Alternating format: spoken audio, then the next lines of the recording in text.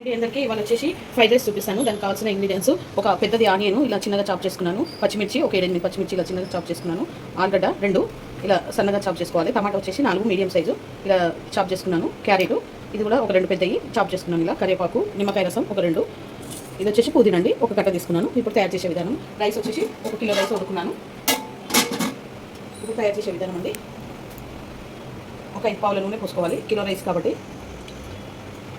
వేడన్నమే కాదండి, చల్లన్నం మిగిలిన కూడా చేసుకోవచ్చు, బాగుంటుంది, పిల్లలకి లంచ్ బాక్స్లో కూడా బాగుంటుంది. 1 స్పూన్ ఆవాలు వేసుకుంటున్నానండి, 1 స్పూన్ జీలకర్ర,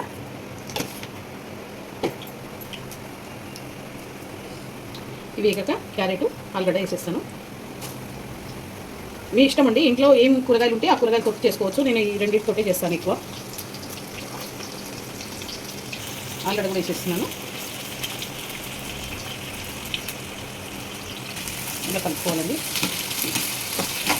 1 చెంచా అల్లం వెల్లుల్లి పేస్ట్ వేయాలండి,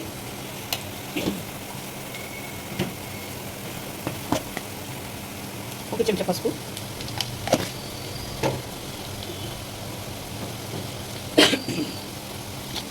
2 చెంచాలన్నర ఉప్పు వేసుకుంటున్నాను. ఇవన్నీ వేసుకొని కలుపుకోవాలి. ఇప్పుడు కరివేపాకు వేసుకుంటున్నాను,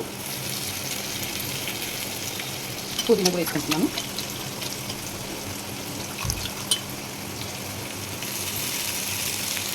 వేసుకొని కలుపుకోవాలి. ఇప్పుడు ఆనియన్ పచ్చిమిర్చి కూడా వేసేస్తాను.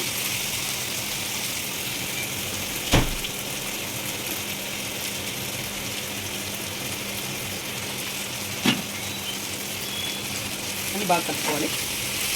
టమాటా కూడా వేసేస్తున్నానండి, కొంచెం మగ్గాలి కదా టమాటా కూడా, టమాటా కూడా వేసేస్తున్నాను. నెక్స్ట్ వచ్చేసి ఒక 1.5 స్పూను కారం వేసుకుంటున్నాను.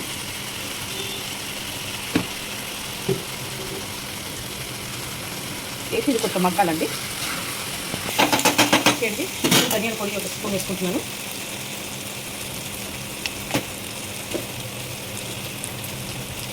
గరం మసాలా 1 స్పూన్ వేసుకుంటున్నాను,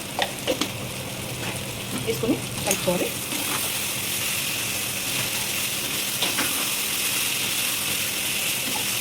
సిమ్లో పెట్టుకోవాలండి. ఇప్పుడు కొత్తిమీర వేసుకుంటున్నాను, కొత్తిమీర సగం కట్ట కొత్తిమీర వేసుకొని నిమ్మకాయ రసం పెట్టుకుంటే అయిపోతుంది. నిమ్మకాయ రసం కూడా పిండేస్తున్నాను.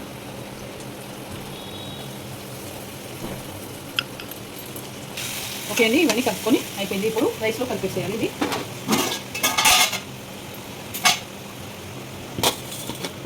ఇప్పుడు ఈ రైస్లో అంతా కలిపేసేసుకోవాలి. ఇది వేడి అన్నం కాబట్టి గరం చేయాల్సిన అవసరం లేదండి. చల్లన్నం అయితే ఇలా చేసుకొని గరం చేసుకోవాలి, గరం చేసుకొని తినాలి, బాగుంటుంది. ఇప్పుడు ఇది స్టవ్ బంద్ చేస్తున్నాను, బంద్ చేసి దీంట్లో వేసుకొని కలుపుకోవాలి.